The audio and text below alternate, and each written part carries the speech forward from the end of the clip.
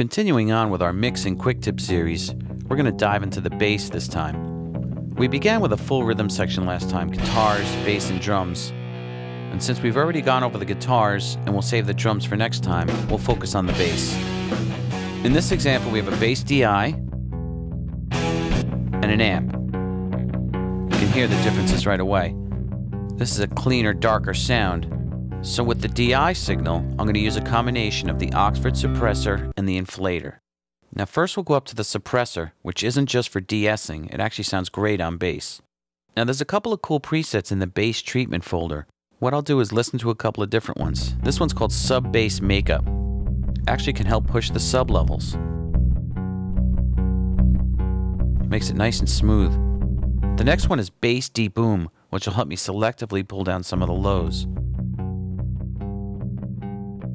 Now you can see it's only pulling down the frequencies between, say, 20 Hz and 134 now.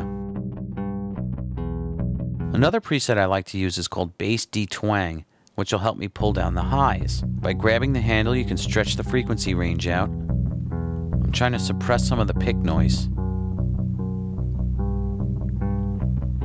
Makes it very smooth. But what I'll use on this one is the Subbase Makeup. So I'll go back to the folder, call up Subbase Makeup, and let it kick in some of the lows.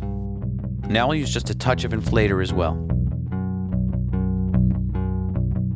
Adding a little bit of volume and a little more punch. Very simple. Bypass them.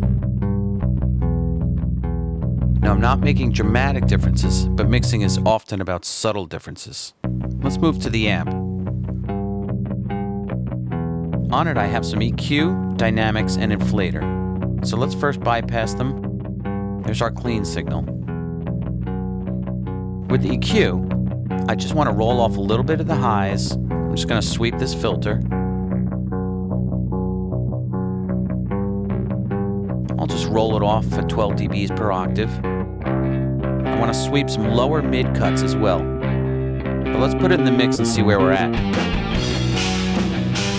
Okay, we're getting there. So I'll put the dynamics back in as well as the inflator, and we'll go and adjust the dynamics. Open it up, check where we were at. Okay, it's just a subtle touch, making it a little smoother. Let's adjust our threshold. Good, it's hitting just a little bit. Here's some makeup gain to compensate for the compression. You can also make it a softer knee, so it's a smooth compression. And I'll add some warmth feature. It's a little 5% extra on the bottom. Now let's bypass the inflator.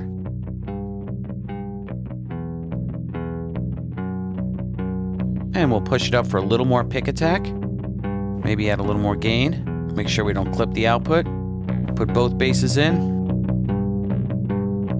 And hear it in the mix. Let's check our rhythm section together.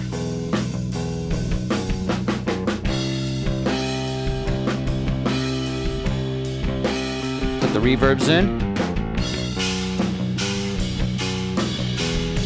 Keep making compensations, a little more volume.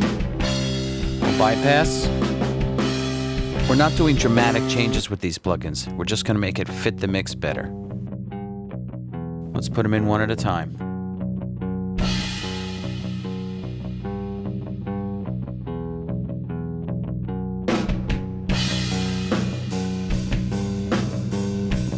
It's really about the cumulative effect of all of them and how it sounds in the mix. Let's put it together with the guitars now.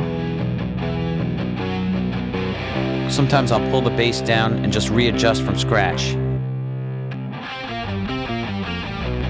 That's nice and punchy.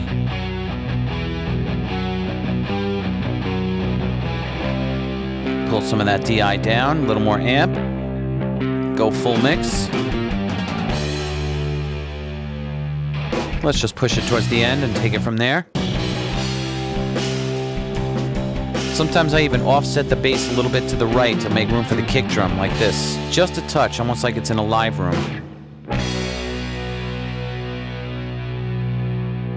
So there's a few subtle effects on bass to help get it to punch through the mix.